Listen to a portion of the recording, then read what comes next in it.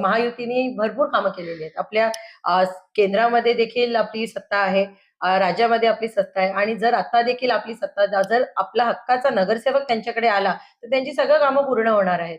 त्यामुळे मला वाटतं लोकांनी ते सगळं पाहत आहेत आणि बघत आहेत आणि त्याचाच प्रतिसाद आम्हाला मिळत आहे, की लोकं म्हणतात ना, की तुम्ही आम्हाला माहिती आहे, की तुम्ही कामं करता.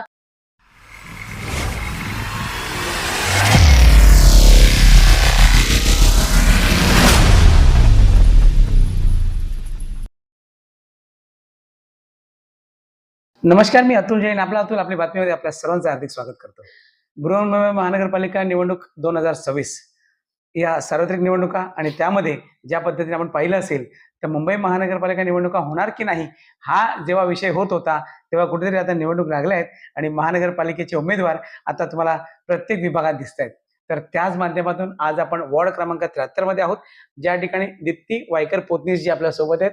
दीप्तीजी, आपल्याला खूप खूप शुभेच्छा. आपल्याला उमेदवारी मिळाली आणि ज्या पद्धतीने आज तुम्ही निवडणुकीत उभे आहात, महानगरपालिका निवडणूक आहे, कशा पद्धतीने प्रचार सुरू आहे?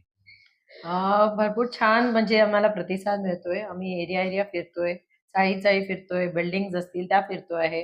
लोकं खरोखरच म्हणजे भरपूर खुश आहेत आपल्या महायुतीवर. कारण महायुतीने एवढी कामं केलेली आहेत. आपले देवेंद्र फडणवीसजी, एकनाथ शिंदे साहेबांनी एवढी कामं केलेली आहेत, की आपली लाडकी बहीण योजना असो, आपली वयोवृद्ध योजना असो, सगळ्या ज्या आनंदीय योजना आहेत, त्या सगळ्यांमुळे भरपूर लोकांना लाभ मिळत आहे. त्यामुळे ते भरपूर आनंदात आहेत, खुश आहेत आणि त्यांना परत महायुतीच पाहिजे आहे. दीप्तीजी, ज्या पद्धतीने हा वॉर्ड जो आहे तो बापूंचा वॉर्ड आहे आणि खरं म्हणजे हा महिला वॉर्ड झाला त्यामुळे तुम्हाला संधी मिळाली. पण बापू ज्यावेळेला कार्यालयाचं उद्घाटन झालं तेव्हा ते त्या ठिकाणी होते. हो, हो. म्हणजे हा खरोखरच भरपूर मोठा धक्का आहे आमच्यासाठी. म्हणजे ही जी पोकळी निर्माण झाली ते कोणी भरू शकत नाही. कारण आम्हाला वाटलंच नव्हतं, की असं काहीतरी होईल.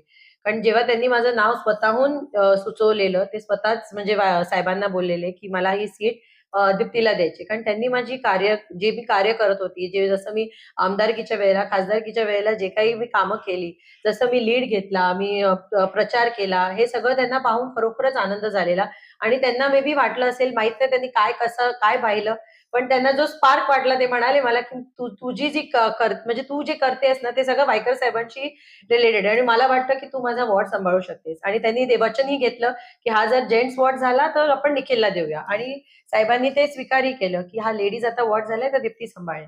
त्यामुळे हा जो बापूंनी वॉर्ड बांधलेला आहे, ही सगळी आपली लोकं आहे. आम्ही त्यांचं स्वप्न पूर्ण करणार आणि मी भरघोस मताने निवडून येणार. दीप्तीजी, ज्या पद्धतीने आपण पाहिलं तर बापू बेस्ट चेअरमॅन कमिटीवर राहिलेले आहेत. अनेक वर्ष कामं केलेली आहेत त्यांनी आणि त्यांनी हा वॉर्ड खरं म्हणजे बांधून ठेवला होता. चांगल्या पद्धतीने जनसंपर्क चांगला होता आणि त्यानंतर वायकर साहेब आता ज्या पद्धतीने काम करतायत, खरं म्हणजे तुमच्यासाठी हा मोठा चॅलेंज आहे, की त्याला कशा पद्धतीने सांभाळायचं आहे?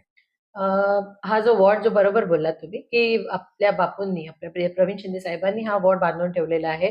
त्यांच्याकडे घराघरात रिलेशन्स आहेत. म्हणजे घराघरातली लोकं त्यांना ओळखतात, मानतात.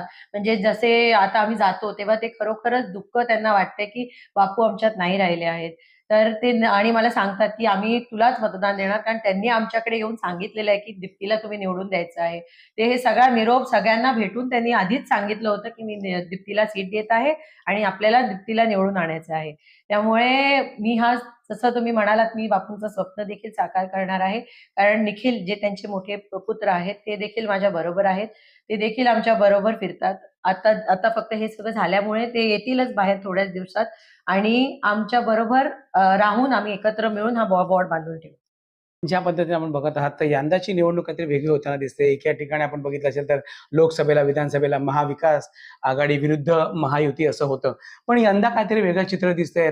उद्धव ठाकरे साहेब एकत्र आलेले आहेत आणि त्या ठिकाणी काँग्रेस वेगळी लढते आणि अशा पद्धतीने ही जी निवडणूक आहे, ही काहीतरी वेगळी दिसते. मतदारांकडे जाताना विषय एक महत्त्वाचा असा आहे, की ठाकरे बंधूंनी सांगितलंय, की मराठी माणसात जागा हो रात्र वैऱ्याची आहे. अशा पद्धतीने जेव्हा ते मतं मागतायत, त्या ठिकाणी तुम्ही विकासाच्या माध्यमातून मतदान मागता आहात. कशा पद्धतीने तुम्ही बघतायत, की मतदारांकडे तुम्ही जाताय, तर काय तुम्हाला रिस्पॉन्स मिळतोय? मतदारांकडे जेव्हा आम्ही जातोय, तेव्हा आमच्याकडे आमच्या आता तुम्ही म्हणाल तर आमच्या समोरच मराठी माणसाचं जे ते म्हणत असतील, तर आमच्या समोर जे उमेदवार आहेत ते मराठी नाहीयेत. त्यामुळे इथे जर तुम्ही म्हणताय तर आपण मराठी आहोत. आम्ही कामं केलेली आहेत. आपल्या ज्या महायुतीने भरपूर कामं केलेली आहेत. आपल्या केंद्रामध्ये देखील आपली सत्ता आहे. राज्यामध्ये आपली सत्ता आहे आणि जर आता देखील आपली सत्ता जर आपला हक्काचा नगरसेवक त्यांच्याकडे आला तर त्यांची सगळं कामं पूर्ण होणार आहेत. त्यामुळे मला वाटतं लोकांनी ते सगळं पाहत आहेत आणि बघत आहेत आणि त्याचाच प्रतिसाद आम्हाला मिळत आहे, की लोक म्हणतात ना, की तुम्ही आम्हाला माहिती आहे की तुम्ही कामं करता. आमचे खासदार रवींद्र वायकर साहेब आहेत, ते सातत्याने काम करतायत. जे गल्ली बोळ्यातली कामं देखील आहेत, लादीकरण असो, काही असो, कोणीही माणूस असो, त्यांच्याकडे लाखो लोक येतात, दररोज येतात आणि त्यांची कामं ते करून देतात. त्यामुळे असं काही नाहीये. आम्हाला ठाम आमचं आहे, की आमची महायुती काम करते आणि लोकांची काम करत राहणार आहे. ज्या पद्धतीने हा वॉर्ड क्रमांक 73 आहे, असं काय अशा मूलभूत अशी कामं बाकी आहेत, की जी तुम्ही आल्यानंतर करावीशी वाटतील असे तुम्हाला काय वाटतं? सर्वात मोठा इथे आमच्याकडे आहे, की एस-आर-ए डेव्हलपमेंट आहे आमच्या एरियामध्ये. तर ते आहे. त्याच्यानंतर नवीन गार्डन्स आम्ही बनवू. कारण इथे थोडी गार्डन्स नाही आहेत. आज आज जसं आम्ही गेलो आम्ही तर म्हणाले लोकं म्हणाले, की आपल्या इथे स्कूल्स पण जास्त नाहीयेत, जे अफोर्डेबल आहेत. तर आपण बघू जसं वायकर साहेबांशी बोलू. आपले जे काही असेल, ज्याप्रमाणे जिथे काही डेव्हलपमेंट होण्यासारखं असेल, आता जिथं जर एस-आर-ए होत असतील, तर तिथे बघूया आपण जर जागा असेल, काय असेल, तर स्कूल्स देखील आपण बनवण्याचा प्रयत्न करू. तुम्ही एक युवा नेतृत्व आहे, ज्या पद्धतीने आता तुम्ही जस्ट नुकतेच आता स्पोर्ट्स घेतले. खूप मनात आनंद वाटला, की काहीतरी मुलांसाठी काहीतरी म्हणजे प्लेसाठी काहीतरी असावं. या ठिकाणी तुम्ही कशा पद्धतीने बघतायत, की महानगरपालिकेत सुद्धा असा फंड असतो, हो, पण तो बऱ्याच वेळेला वापरला जात नाही. बरोबर. आणि बरेच लोकं अशी असतात, की गोरगरीब असतात, त्यांना ऑलिम्पिक सारख्या नाही ठिकाणी मिळत. जाता येत नाही. यासाठी तुमच्या काय भावना आहेत? आत्ता जसं आपण म्हणालात, की खासदार खेळ महोत्सव झाला. त्याचं मी म्हणजे सगळं कार्यक्रम म्हणजे जो जसा फॉर्मेशन होता तो आम्ही सगळा केला, आम्ही पाहिला. त्याच्यामध्ये खरोखर भरपूर मुलांना म्हणजे प्रोत्साहन दिलं. जे असं नव्हतं, की फक्त जे खेळत होते त्यांना मिळालं मार्गदर्शन. पण जे नव्हते खेळत, जे बॅकग्राऊंडमध्ये होते त्यांना देखील आम्ही प्रोत्साहन देऊन ते लोकं खेळले. आणि आपण जसं तुम्ही म्हणालात इथे आपल्याकडे फंड असतो, तर आपण करूया ना. आमच्या एरियात जर काही होण्यासारखं असेल, खेळण्यासाठी असो, काही असो, आम्ही स्पोर्ट्स ॲक्टिव्हिटीज घेऊ आणि त्याप्रमाणे आपण राबवूया ती सगळी योजना. आता ज्या पद्धतीने आपण थोड्या वेळापूर्वी बोललो, की जाती-जातीचं राजकारण सुरू आहे, मतदान त्याच्यावर मागितलं जात आहे. तुमचा हा विभाग बहुल जो आहे, तो कशा पद्धतीचा आहे? कुठल्या जाती धर्माची लोकं जास्त पद्धतीने आमच्याकडे सगळ्या जाती धर्माची लोकं आहेत. हं, 73 वॉर्ड जो आहे त्याच्यात 25,000 लोकं हं, मराठी आहेत. हं. त्याच्यानंतर 2600 लोकं आहेत ती नॉर्थ इंडियन्स आहेत. 1500 लोकं साउथ इंडियन्स आहेत.